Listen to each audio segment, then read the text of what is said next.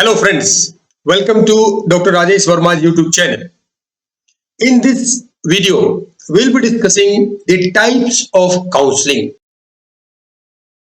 Basically, there are three types of counseling: directive counseling, non-directive counseling, and eclectic or cooperative counseling. So we'll be discussing these different types one by one in greater details. Let us start with the directive counseling. E.G. Williamson, the American psychologist, developed the comprehensive theory of counseling in 1930s. His counseling technique is generally referred to as a directive counseling. According to this approach, that is, according to the directive counseling, the counselor plays a central role in this technique. Counselor directs the whole counseling process, who regulates all counseling process. Specifically in directive counseling, the counselor not only direct and regulate the counseling, he or she assumed the central position and directs the client what has to be done to come up with the best fit solution to the problem the client is facing. Because Williamson believed that the solution to the problem that individual is facing is beyond the reach of that individual. He is incapable to solve his own problems, and counselor is professional enough and expert in the field to come up with the best fit solution of the problem. So here the counselor directs the client what is to be done to find out the best solution. Why? Because counselor has adequate knowledge.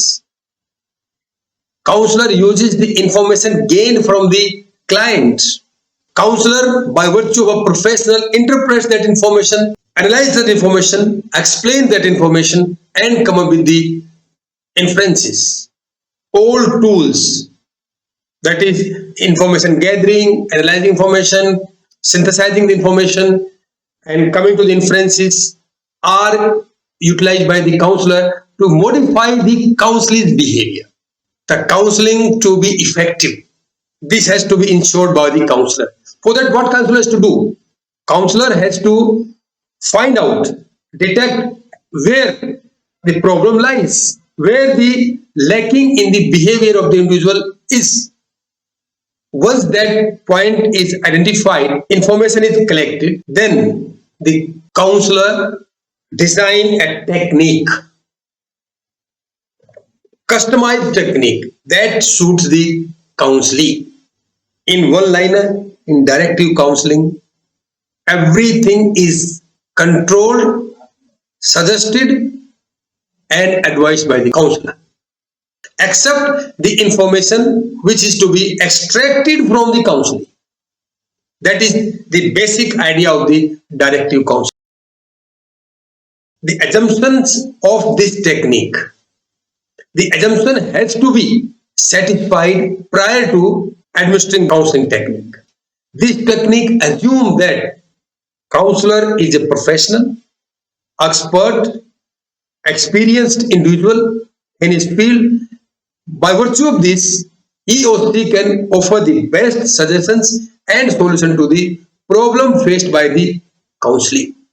Availability of appropriate information is central to the directive counseling process. Without information, the counselor is blind. Counselor cannot do anything because information is the central tool that helps in designing the counseling process. Counselor plays more active, rather proactive role in the counseling process. Counselor has to decide which solution is best to solve the counselor's problem. Being a directive approach, the counselor has to be the director of this counseling technique. The steps of directive counseling: analysis. The information collected from the counselee is meticulously analyzed, extracting the hidden concepts in the information. The second step is synthesis.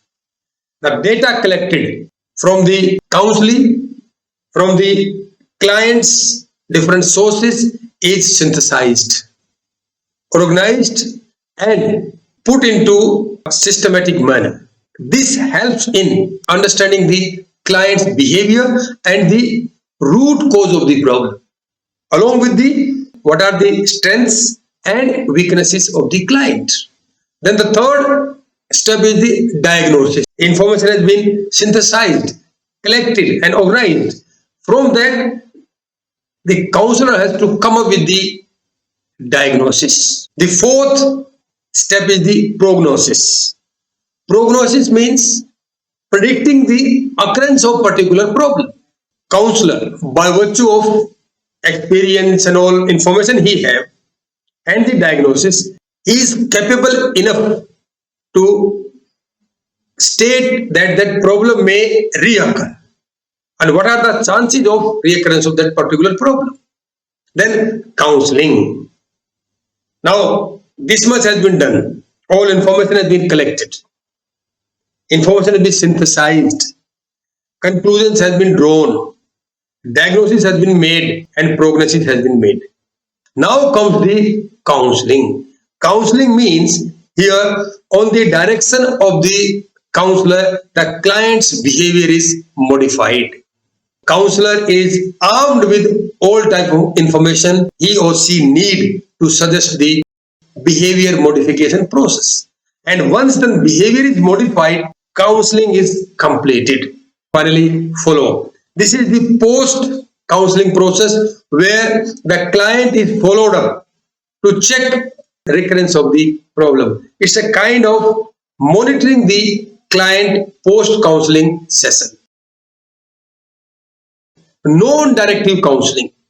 The abbreviated form of non-directive counseling is the NDC.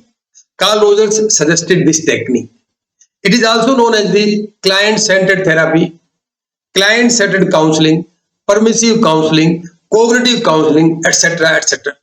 In this, counselor plays the role of a facilitator, and while administrating the counseling process, the counselor has to have non-judgmental attitude and complete acceptance of the client. Counselor is expected to act as a mirror. You know the mirror? Mirror reflects what is being placed in front of it.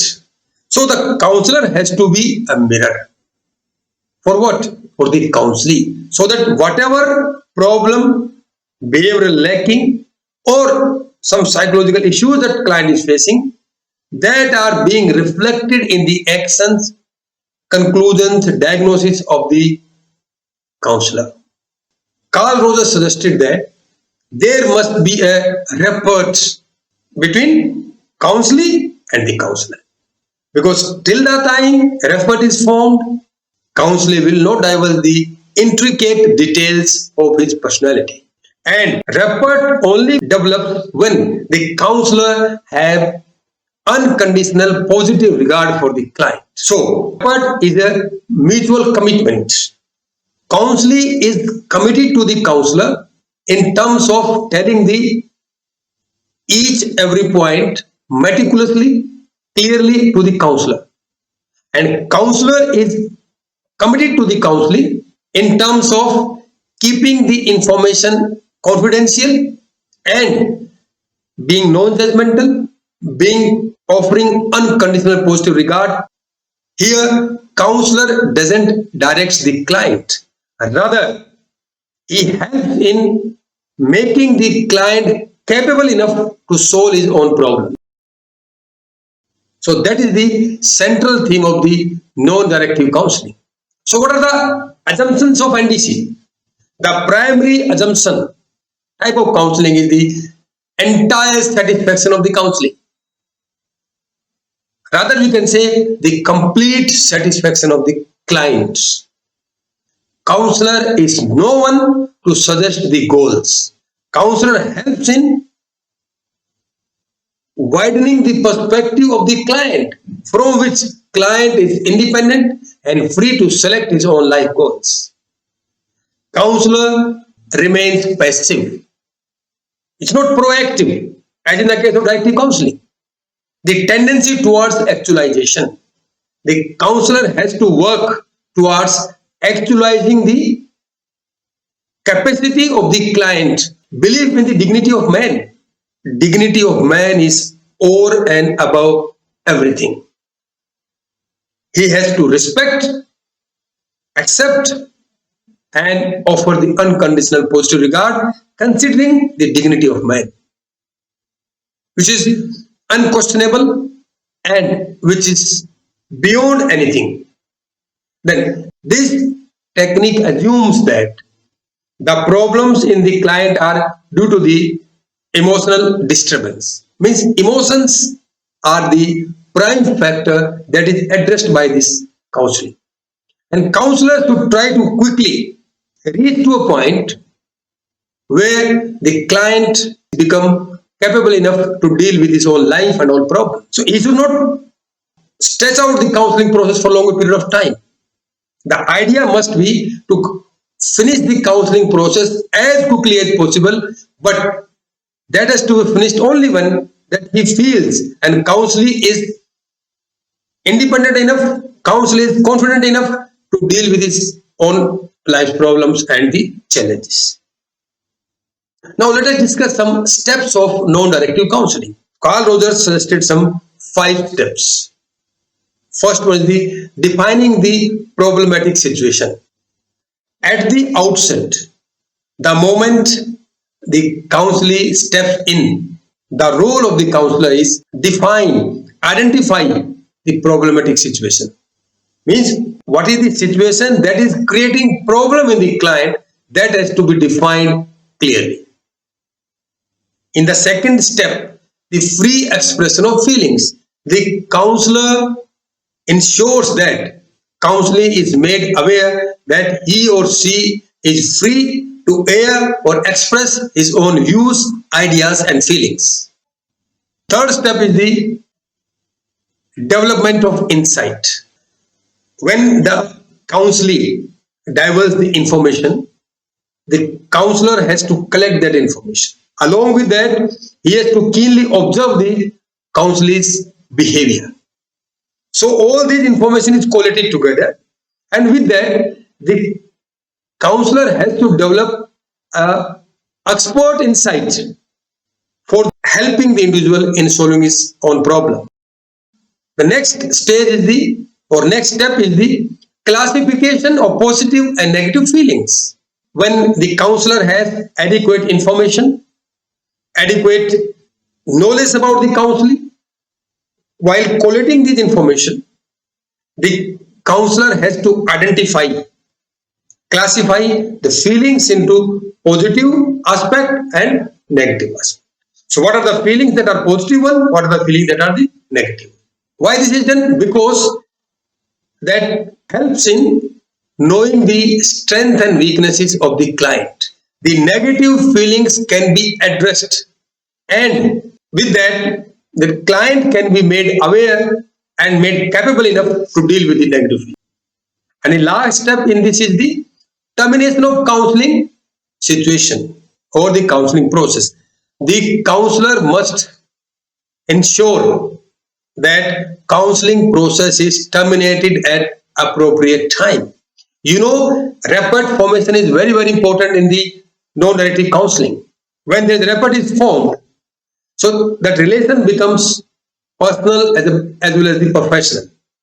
Sometimes, being a personal relationship, client feels reluctant to terminate the counseling process. But being a professional, counselor has to come up with a best suited technique where that counseling process can be terminated satisfactorily. The third type of counseling is the eclectic or cooperative counseling. According to Bremer, it refers to selecting or choosing from various systems or theories of counseling. Out of various systems, various theories, various techniques, the best one that suits the present counselee is selected and applied. Thorne said that Eclecticism is the most practicable and apt approach to counseling. Eclecticism means selecting the best one at some point of time in counseling process. If the counselor feels that here he has to play a proactive role, then that idea is from the directive counseling.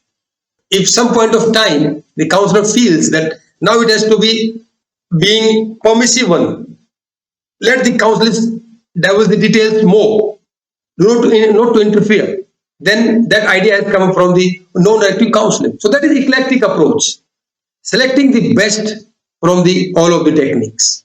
He called it integrative psychology. Integrating various ideas, various thoughts, various theories into one. It is individualized.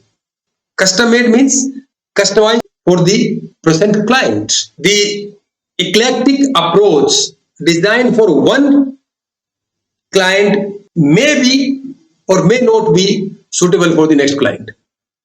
In this approach, the counselor neither plays an active role nor a passive role. He plays as per the situation. If situation demands of his activism, he plays the active role. If a situation demands that the counselor has to go in the background and remain passive, he has to be passive. So this is best suited approach, and most counselors use this approach in their counseling profession. Thorne prefers the term psychological case handling to the psychotherapy. He says that psychological case handling is a wider term. So the objectives are precluding and halting the aggravation, means circumventing the aggravation, preventing the enhancement of the problem, that is circumvention, rectifying the etiological factors to prevent the recurrence. What are the etiological factors? The factors that has led to the occurrence of the problem. So that factors are rectified, helping express emotions and subsequent behavior. The client is being helped to express his emotions, his feelings, his true thoughts has to be expressed freely. Then facilitating the personality growth. The counselor focus upon the ideas that helps in developing the client's personality. He is not going to suggest that these ideas are going to help you out, but he, as per the situation, observe the situation and act accordingly, resolving the conflicts and inconsistencies in the behavior, in the thought process, emotions, or cognitive domain. So that has to be rectified, and the conflicts has to be resolved through the professional insight, enabling the individual to accept what cannot be changed and endure what cannot be cured. This means showing the mirror of reality to the client.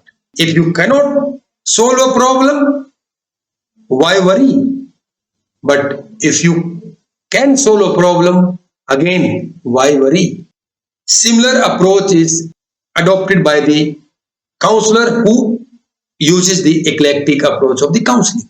Changing attitude for self-actualization. The attitude of the client is to be modified so that he or she can reach self-actualization, optimum output, where individual is satisfied and happy with his or her life. So what are the assumptions of this approach? Information collected from counseling or the client forms the base of the selection of counseling technique. The moment client steps in, counselor is not going to decide which technique he or she is going to use. First, information is collected from where? From the counseling. From the counselor's friends, parents, and other sources. So this way the information is collected, and based on this information, the counselor selects the most appropriate counseling technique. What is the will of the client and what that client wants from this counseling process? Counselor has to know what is the will of the counseling and what he seeks or expects from this counseling process. The environment must be conducive for the counseling process to take. and situations which are around has to be so serene where the counselee feels satisfied and counselee feels secure and safe in sharing the information with the counselor, because this helps in developing the insights which helps in dealing with the problems. The selection and design of the appropriate counseling process is dependent upon the inferences that are drawn by analyzing the collected information. Last assumption is the information is collected. From that collected information, the inferences are drawn with the help of insight, experience, professionalism, expertise of the counselor. And on that basis, the best suited approach is selected. Now, what are the steps of eclectic counseling? Thorne suggested the following steps. There are the 6 steps. Diagnosis, a process to obtain complete picture of the client's problem. Means it can be pinpointed that what problem client is facing. Then preparation, a tentative plan has to be devised by the counselor using various methods, and out of the collected information it has to be find out that what are the strengths and weaknesses of the client. That is comes under the domain of the second step, that is known as the preparation. Then pinpointing the causes. Now the diagnosis has been made. Now it has to be found out that what are the causes that led to this problem. So that causes are to be pinpointed. Means these are the causes that are leading to this problem. These 2 important points are now in the hands of the counselor. Then comes the selection of methods. Based on the causes, counselor's behavior and the diagnosis, the problem, the nature of the problem, the counselor selects the appropriate counseling technique or mixture of various techniques. Then selected method is evaluated whether that method is suitable for addressing the problem of the counselee. And finally, analysis, the scientific analysis of the data and evaluation of results. Analysis, the scientific analysis of the data and evaluation of the results. Data which has been collected is analyzed and conclusions are to be drawn. Termination of the counseling process. Counselor has to decide what is the appropriate time to terminate the counseling process. So, dear friends, these are my references. You can cross-check them, and if you want to gain some deeper insight, you can refer them. Our next discussion will be meaning of health psychology. Stay tuned to Dr. Rajesh Verma channel, and if you like this video and its contents, tell to others. But if you have some issues, share with me in my comment box, or you can email me at vermasujit@yahoo.com. Bye bye friends.